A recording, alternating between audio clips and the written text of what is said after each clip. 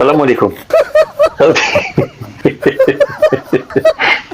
اسمعوا الخبر الصار اللي جاب لها طارق المبعث. اسمعوا.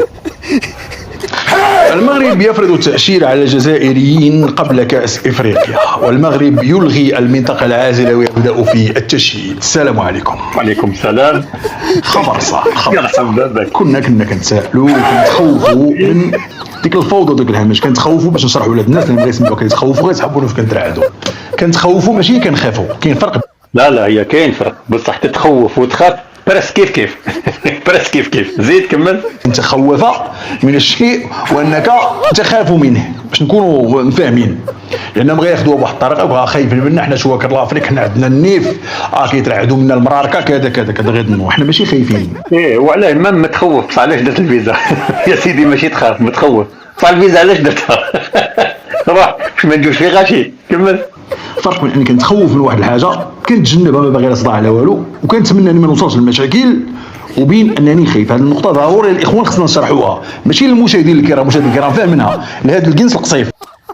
صح معليش يا سيدي، دوك انا نفهمك يا سي طارق خويا، هي ماشي كاستيون تاع نيف ورجله وكذا ومنا.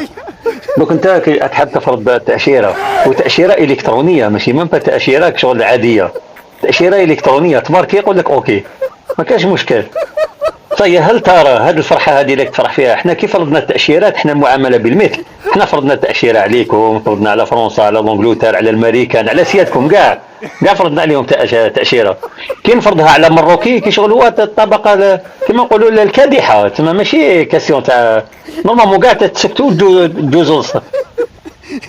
فانت دوكا زعما كي راك فرحان بالتاشيره ليزالجيريا يا البغل، حنا معليش يا سيدي ما ندوكش منا من الجزائر، كي يجي سيدك من فرنسا باسبور فرنسي ولا امريكان باسبور امريكاني وهو الجيريا روح منعو، ما تقدرش يا البغل، ما تقدرش، باسكو هذوك يدخلوا بلا كارت ناسيونال، شايف؟ ما تقدرش تفرض عليه فيزا لا الكترونيه لا فيزا نورمال، هذا كيجي يدفع لا كارت ناسيونال ويدخل. هذه هي، وهذا هو النيف تاعنا حنا على كل حال. يا السلام عليكم.